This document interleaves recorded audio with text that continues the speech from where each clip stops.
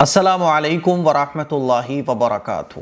آج ہم لوگ پڑھیں گے رکوع نمبر 5 کا ترجمہ اور تفسیر۔ سورہ کہف ہم لوگوں کی چل رہی ہے، اور آج کے رکوع میں اللہ تبارک و تعالیٰ نے دو ایسے لوگوں کا واقعہ بیان فرمایا ہے جس میں سے ایک بہت مالدار تھا، اس کے پاس باغات تھے اور بھی دنیا کی مال و دولت اس کے پاس تھی، بے شمار دولت تھی اس کے پاس، اور باغ بھی ایک نہیں دو، اور وہ بھی ایک دم ایسے شاندار کہ دیکھ کر لگتا تھا کہ یار اس کی زندگی تو سیٹ ہو گئی۔ اور ایک آدمی تھا جو غریب تھا لیکن وہ اللہ کا فرما بردار تھا۔ یہ جو مالدار تھا یہ اللہ کا نافرمان تھا، یہ کہتا تھا کہ قیامت تو نہیں قائم ہوگی، اور قیامت اگر قائم ہو بھی گئی، ویسے تو ہوگی نہیں، اگر ہو بھی گئی تو کیا ہوا، میرے پاس تو بہت کچھ ہے۔ اللہ کی نافرمانی کرتا تھا، اللہ کا ناشکرا تھا۔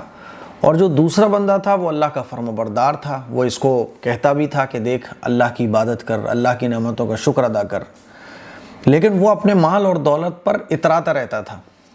تو اللہ تبارک و تعالیٰ نے آج کے رکوع میں جو باتیں بیان فرمائی ہیں اس کے ذریعے پوری دنیا کے انسانوں کو، بلکہ قیامت تک آنے والے انسانوں کو یہ نصیحت کی ہے کہ دیکھو یہ سب کچھ اللہ کا دیا ہوا ہے، اللہ کی نعمتوں کی شکر گزاری کرو، اللہ کی نعمتوں کی قدر کرو، اس مالک کو پہچانو جس نے تمہیں مٹی سے پیدا کیا۔ اس مالک کو اگر تم بھول جاؤ گے، اس مالک کو نہیں پہچانو گے تو پھر سب کچھ دنیا میں ختم ہو جائے گا، اور آخرت کے میدان میں تم ہاتھ ملتے ہوئے اٹھو گے اور افسوس کرو گے، لیکن یہ افسوس کرنا تمہیں فائدہ نہیں دے گا۔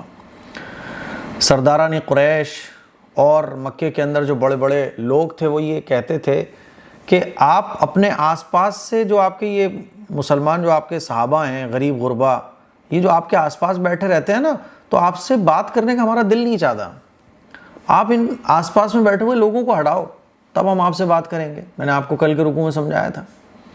اور ایسے ہی آپ دیکھ رہے ہیں کہ ہر زمانے میں ایسے لوگ ہوتے ہیں۔ یہ دو واقعہ کن لوگوں کا ہے؟ اللہ تعالیٰ نے قرآن مجید میں اس بات کو نہیں بیان فرمایا۔ ان دو لوگوں کے واقعے کے ذریعے نصیحت فرمائی ہے کہ دیکھو اللہ کی نافرمانی نہ کرو۔ ایسے ہی ہم لوگ دیکھتے ہیں دنیا کے اندر کہ اللہ کے نافرمان جو ہوتے ہیں وہ بہت مالدار، بہت طاقت والے، پاور میں، اور جو اللہ کے فرما بردار ہوتے ہیں وہ دنیا میں پریشانی مبتلا ہوتے ہیں۔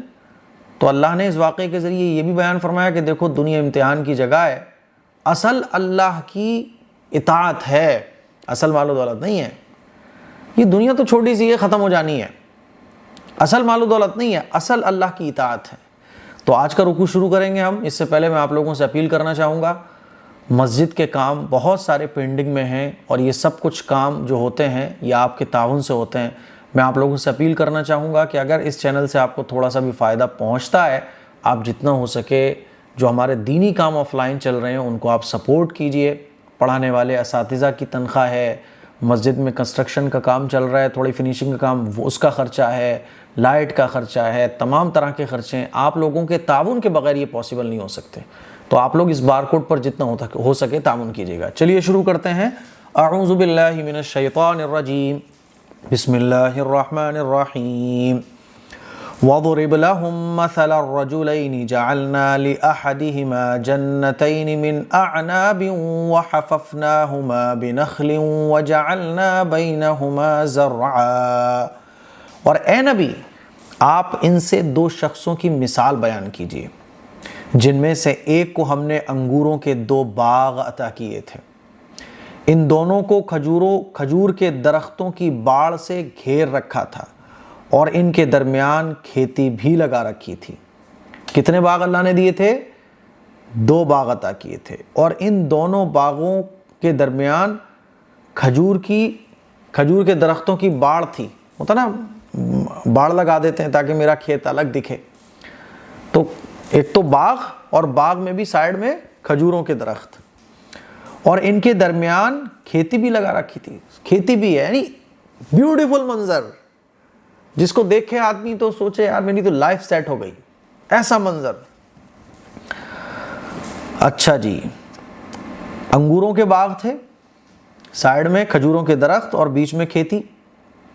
تو اللہ کیا فرما رہا ہے؟ وَضْرِبْ، اے پیغمبر آپ بیان کیجئے، لہم ان سے، مثلاً مثال، کن لوگوں کی؟ رجلین، دو لوگوں کی، جعلنا جن میں ہم نے دیا تھا، لأحدہما ان میں سے ایک کو، جنتین دو باغ، کس کے دو باغ؟ من اعناب انگور کے دو باغ، وحففناہما، اور ہم نے باڑ لگا دی تھی ان دونوں باغوں میں، بنخل، کھجور کے درختوں سے، وجعلنا، اور ہم نے بنا دی تھی، بینہما، ان دونوں باغوں کے درمیان، زرعا، کھیتی، یعنی کھیتی بھی تھی، خوشنما باغ تھا۔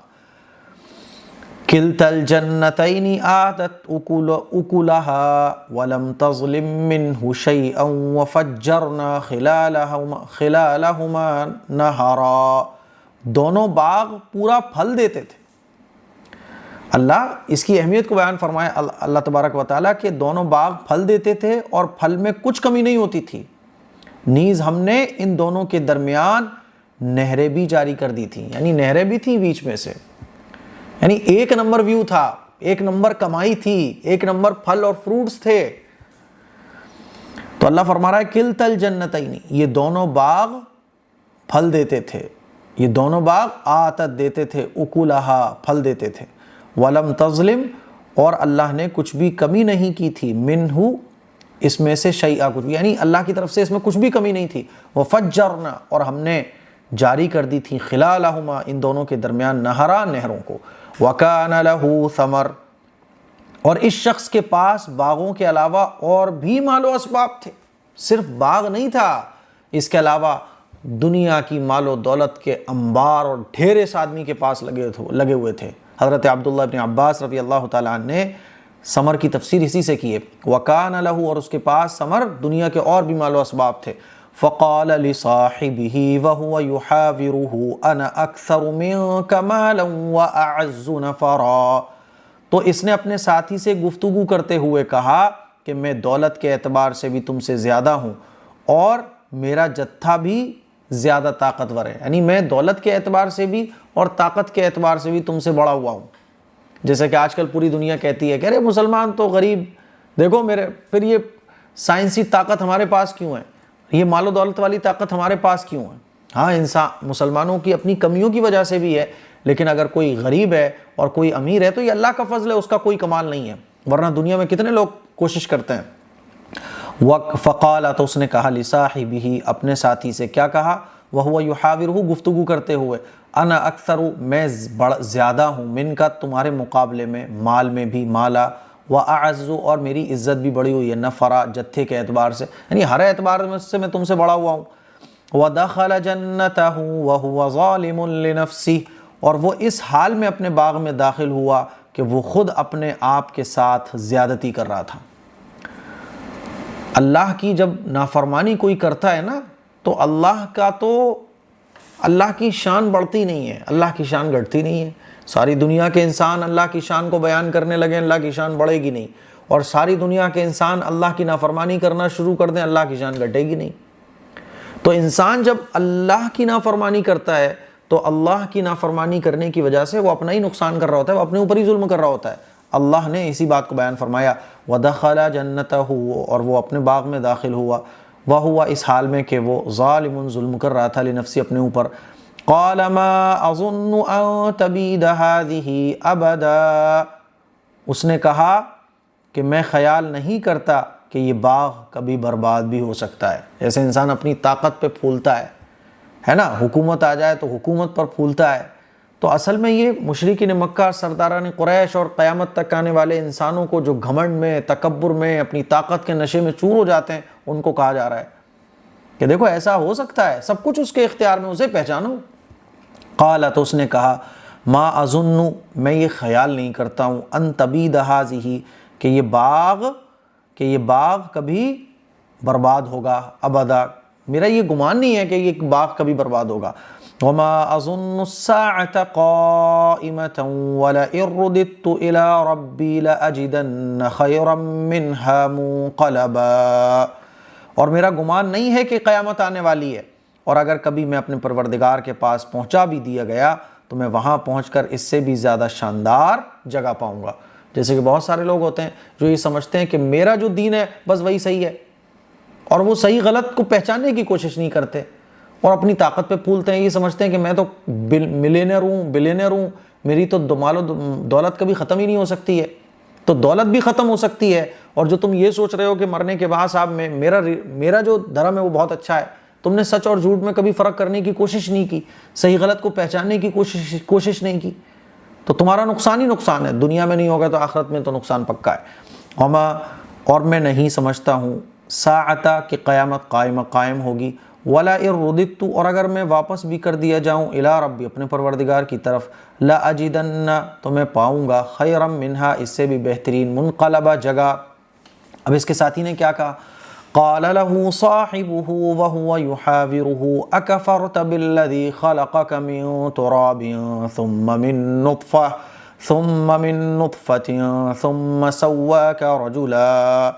اس سے اس کے ساتھی نے گفتگو کرتے ہوئے کہا، کیا تو اس ذات کا انکار کرتا ہے جس نے تجھ کو مٹی سے پھر نطفے سے پیدا کیا، پھر تجھ کو صحیح سالم آدمی بنا دیا؟ اس کا جو ساتھی مومن تھا، اللہ پر یقین رکھتا تھا، اس نے اس کو سمجھایا، کیا سمجھایا؟ کہ تو اللہ کی نعمتوں کی ناشکری کرتا ہے اور اس اللہ کو نہیں پہچانتا جس نے تجھے مٹی سے نطفے سے پیدا کیا۔ دیکھیے، قال، کہا، لہو، اس سے، صاحبہ، اس کے ساتھی نے، وہو یحاورہ، گفتگو کرتے ہوئے، اکفرتا، کیا تو انکار کرتا ہے، بالذی، اس ذات کا، خلقک، جس نے تجھے پیدا کیا ہے، من تراب، مٹی سے۔ مٹی سے تو آدمی پیدا ہوا ہے نا، کیسے؟ دیکھیے، نطفے سے آدمی پیدا ہوتا ہے۔ حضرت آدم کو اللہ تعالیٰ نے مٹی سے بنایا پہلے، اب جو انسانوں کی جو بچے پیدا ہوتے ہیں کیسے؟ نطفے سے ہوتے ہیں، لیکن یہ جو مادہ منویہ ہوتا ہے یہ خون سے پیدا ہوتا ہے، اور خون کس سے بنتا ہے؟ غذا سے، اور غذا کس سے بنتی ہے؟ مٹی سے۔ تو ایکچول میں اگر آپ دیکھیں گے تو مٹی سے ہے سب۔ تو اللہ نے فرمایا کہ جس نے تجھے مٹی سے پیدا کیا، ثم من نطفہ، پھر نطفے سے، تو اصل دیکھا جائے تو مٹی ہے، پھر اس کے بعد نطفہ ہے، ثم سواک، پھر تجھے بنا دیا، رجلا، صحیح سلامت آدمی بنا دیا۔ لیکن هو اللہ ربی ولا اشرک بربی احدا، لیکن میں تو یہی کہتا ہوں کہ وہی اللہ میرا پروردگار ہے، اور میں اپنے پروردگار کے ساتھ کسی کو شریک نہیں ٹھہراتا۔ اس نے کیا کہا کہ میں اللہ کی نعمتوں نہیں مل رہا ہے تو صبر کرتا ہوں، ملے تو شکر کرتا ہوں، اتراتا نہیں ہوں، اور اس اللہ کی عبادت کرتا ہوں جس کے ساتھ کوئی شریک نہیں ہے۔ لیکن هو اللہ، وہ اللہ، ربی جو میرا پروردگار ہے، ولا اشرکو، اور میں شریک نہیں ٹھہراتا، بربی، اپنے پروردگار کے ساتھ، احدا، کسی کو بھی۔ ولولا اذ دخلت جنتك قلت ما شاء الله لا قوة الا بالله، اور جب تم اپنے باغ میں داخل ہو، اور جب تم اپنے باغ میں داخل ہوئے تو ما شاء اللہ لا قوة الا باللہ، جو اللہ چاہتا ہے وہی ہوتا ہے، اور اللہ کی مدد کے بغیر کوئی طاقت کام نہیں آ سکتی۔ کیوں نہیں کہا؟ یعنی اس ساتھی نے یہ کہا کہ جب تم اپنے باغ میں داخل ہوتے ہو تو یہ کیوں نہیں کہتے ما شاء اللہ لا قوت الا باللہ، کہ میری اپنی کوئی طاقت نہیں، دینے والی ذات اللہ کی ہے۔ تو یہ جو ہے نا ما شاء اللہ لا قوت الا باللہ، جب آپ اپنے گھر کو دیکھیں، اب نئی گاڑی لے کے آئے ہیں، جب بھی آپ کوئی خوشنما منظر دیکھیں، آپ کو اللہ کی نعمت ملے، تو آپ کہیے ما شاء اللہ لا قوت الا باللہ۔ یہ ما شاء اللہ لا قوت الا باللہ یہ بہت طاقتور آیت ہے۔ امام مالک رحمۃ اللہ علیہ سے منقول ہے کہ جب آدمی اپنے گھر میں داخل ہو اور ما شاء اللہ لا قوت الا باللہ پڑھے تو اچھا، جب اپنے گھر میں داخل ہو تو ما شاء اللہ لا قوت الا باللہ پڑھیں۔ اسی طرح سے یہ بھی لکھا ہوا ہے کتابوں کے اندر کہ جب کوئی آنے والا شخص یہ پڑھ لیتا ہے ما شاء اللہ لا قوت الا باللہ تو نظر بد سے اس کی حفاظت ہوتی ہے اور اس کے گھر سے شیطان دور ہو جاتا ہے۔ حضرت انس رضی اللہ تعالیٰ عنہ سے نقل کیا گیا ہے کہ جو شخص گھر سے نکلتے وقت بسم اللہ توکلت علی اللہ لا حول ولا قوت الا باللہ پڑھ لے تو اس کی حفاظت ہوتی ہے اور وہ شیطان سے دور ہوتا ہے۔ اسی طرح سے جب گھر میں داخل ہوں تو ما شاء اللہ لا قوت الا باللہ پڑھ لیں۔ اسی طرح سے بعض ایسے صحابی بھی تھے اور اللہ والے بھی تھے جو اپنے دروازے پر ما شاء اللہ لا قوت الا باللہ لکھ دیا کرتے تھے تاکہ آنے والے کو یاد ہو جائے اچھا یہ پڑھنا ہے۔ تو اس سے کیا ہوتا ہے کہ وہ جو نعمت آپ کو ملی ہے وہ پھر اللہ کی طرف سے خیر میں تبدیل ہو جاتی ہے۔ ٹھیک ہے، چلیے، کوئی اس نعمت کو آپ سے پھر چھین نہیں پائے گا جب تک اللہ نہ چاہے۔ دیکھیے، ولولا، تو کیوں نہیں، اذ دخلت، جب تم داخل ہوئے، جنت کا، اپنے باغ میں، قلت، تم نے کہا، ما شاء اللہ لا قوت الا باللہ ان ترنی انا اقل منک مالا وولدا، اگر تم مجھے دیکھتے ہو کہ میں مال اور اولاد کے اعتبار سے تم سے کم ہوں، ہے نا، ان ترانی، اگر تم دیکھتے ہو، انا اقل، کہ میں کم ہوں، من کا، تمہارے مقابلے میں، مالن، مال کے اعتبار سے، وولدا، اور اولاد کے اعتبار سے، اگر تم مجھے سمجھ رہے ہو کہ میں کم ہوں تو اللہ کا شکر تو ادا کرو یار ایٹ لیسٹ، کیونکہ سب کچھ اللہ کا دیا ہے۔ فَعَسَىٰ رَبِّي أَن يُؤْتِيَنِ خَيْرًا مِّن جَنَّتِكَ وَيُرْسِلَ عَلَيْهَا حُسْبَانًا مِّنَ السَّمَاءِ فَتُصْبِحَ صَعِيدًا زَلَقًا۔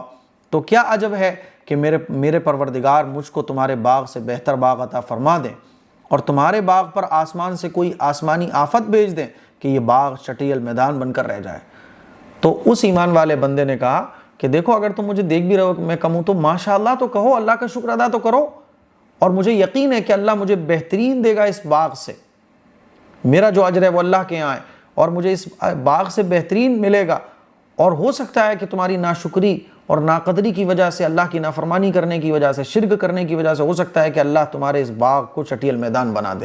اس نے یہ نصیحت کی اس کو، فعسا، اور یہ بھی ہو سکتا ہے، ربی کہ میرا پروردگار، ان یؤتینی مجھے دے خیرم بہتر، من جنتک تمہارے اس باغ سے، ویرسلا اور بھیج دے علیہا اس باغ پر، حسبانم کوئی آسمان آفت، من السما آسمان سے، فتصبح پھر یہ ہو جائے، سعیدا زلقا چٹیل میدان، سب ختم ہو جائے۔ اللہ سب کچھ کر سکتا ہے، اللہ کو مت بھولو۔ او یصبح ماؤها غورا فلا تستطیع له طلبا، یا اس کا پانی زمین کی گہرائی میں اتر جائے پھر تم اس کو تلاش کے باوجود نہ پا سکو۔ ایسا اللہ کر سکتا ہے کہ آج یہ جو نہریں تمہارے باغ میں جاری ہیں، پانی آنا بند ہو جائے، اور جب پانی نہیں آئے گا، پانی نیچے اتر جائے گا، تم پانی نہیں لا پاؤ گے اور تمہارا باغ سوکھ کے بیکار ہو جائے گا۔ او یصبح، یا ایسا ہو جائے، ماؤہا کہ اس کا پانی غوراً نیچے اتر جائے، فلن تستطیع تو تم طاقت نہیں رکھتے اس کو طلب لانے کی واپس، یعنی اللہ ہی تو ہے جو یہ تمہارے باغ میں پانی لا رہا ہے، مجھے بتاؤ یہ پانی باغ میں کیسے آ رہا ہے؟ پھر کیا ہوا؟ وَأُحِيطَ بِثَمَرِهِ فَأَصْبَحَ يُقَلِّبُ كَفَّيْهِ عَلَى مَا أَنفَقَ فِيهَا وَهِيَ خَاوِيَةٌ عَلَى عُرُوشِهَا وَيَقُولُ يَا لَيْتَنِي لَمْ أُشْرِكْ بِرَبِّي أَحَدًا۔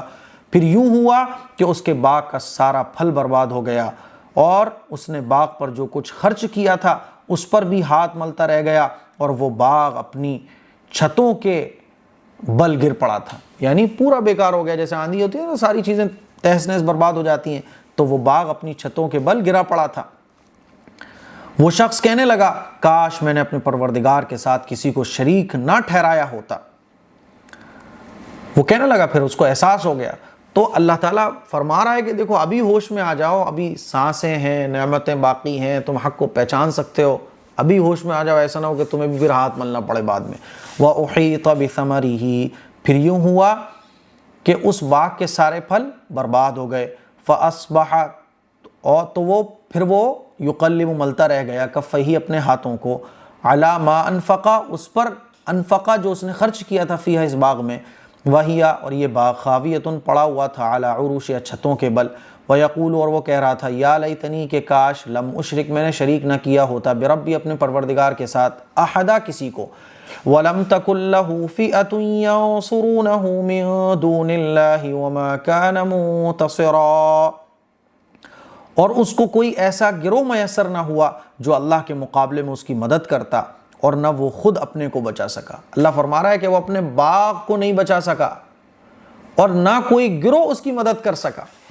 دیکھیں آپ نے بڑی بڑی ٹیکنالوجی، بڑے بڑے طاقت، بڑی بڑی پاور، بڑے بڑے سسٹم سب رکھے رہ جاتے ہیں، جب اللہ کی طاقت اور اللہ کا غضب نازل ہوتا ہے سب کاغذ کی طرح تہس نہس ہو جاتا ہے۔ اللہ فرما رہا ہے ولم تکن لہ، اور اس کو نہیں میسر ہوا، فئۃ کوئی گروہ، ینصرونہ جو اس کی مدد کرتا، من دون اللہ اللہ کے سوا، وما کان اور نہ وہ خود منتصر اپنی مدد کر سکا۔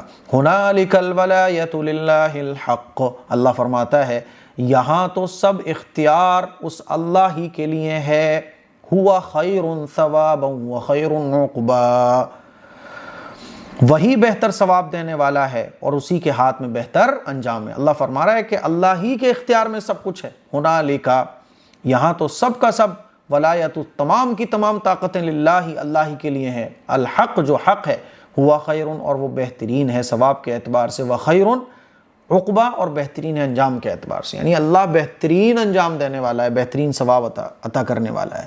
تو یہ دو لوگوں کا واقعہ تھا جس سے ہمیں یہ سیکھ ملتی ہے، سبق ملتا ہے کہ جب کوئی اللہ نعمت دے تو اللہ کو نہ بھولو، اور دنیاوی کسی کی نعمتوں کو دیکھ کر یہ مت سمجھو کہ یہ صحیح راستے پر ہے۔ مجھے امید ہے کہ آج کا رکوع آپ کو اچھے طریقے سے سمجھ آ گیا ہوگا، اس کلپ کو شیئر کریں، دوسروں تک پہنچائیں۔ السلام علیکم ورحمۃ اللہ وبرکاتہ۔